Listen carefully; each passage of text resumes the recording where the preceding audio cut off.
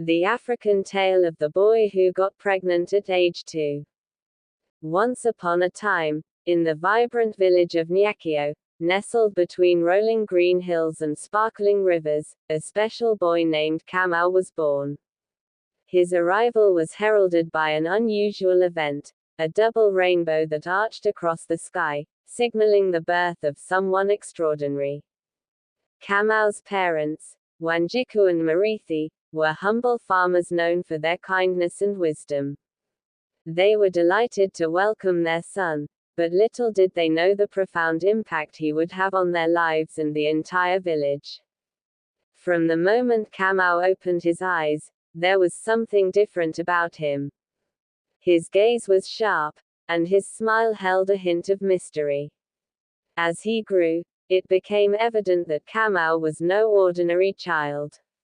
At the tender age of 2, he began to demonstrate an uncanny ability to solve problems that baffled even the elders of Nyakio.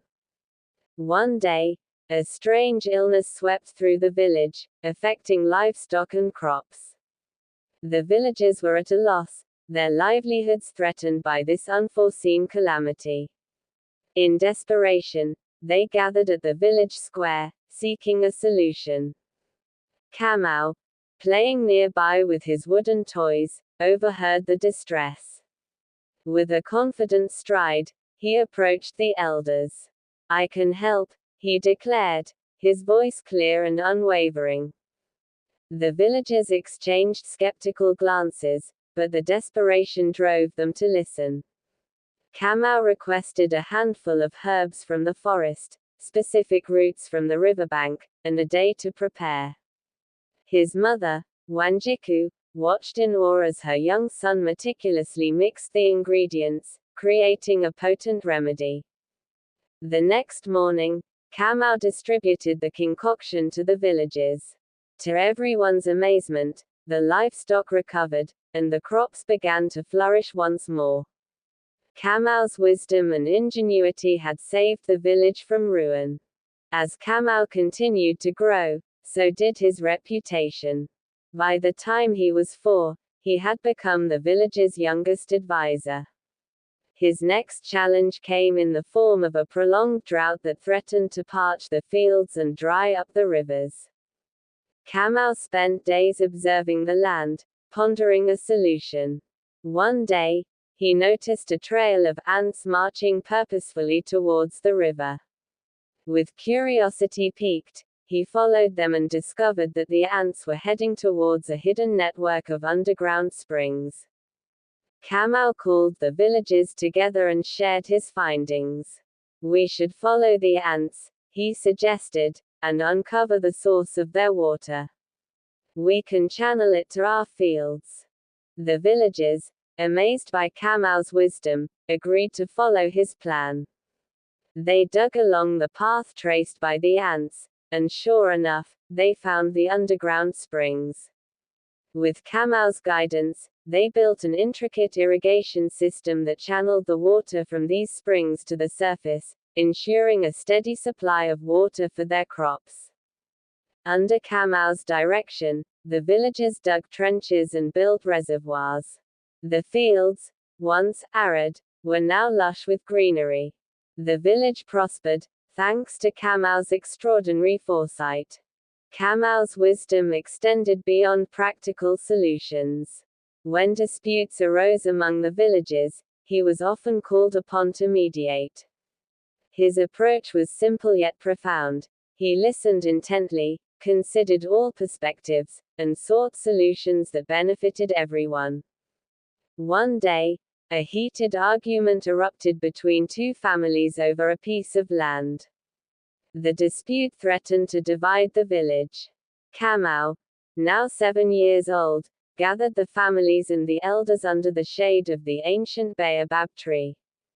With patience and clarity, he unraveled the history of the land and proposed a compromise that honored both families' claims. His solution was met with unanimous agreement, and peace was restored to Nyakio. One evening, when Kamau was just 2 years old, the village faced another crisis. Heavy rains had caused the river to swell, washing away the only bridge that connected Nyakio to neighboring villages. Without the bridge, the villagers could not trade goods or visit relatives across the river. Kamau, playing near the riverbank, noticed the concern etched on the faces of the villagers. He observed the flow of the river and the surrounding landscape. With the wisdom far beyond his years, he approached the village elders. "We need to build a bridge that can withstand the strongest floods," Kamau said confidently. The elders, still amazed by Kamau's earlier success, decided to heed his advice.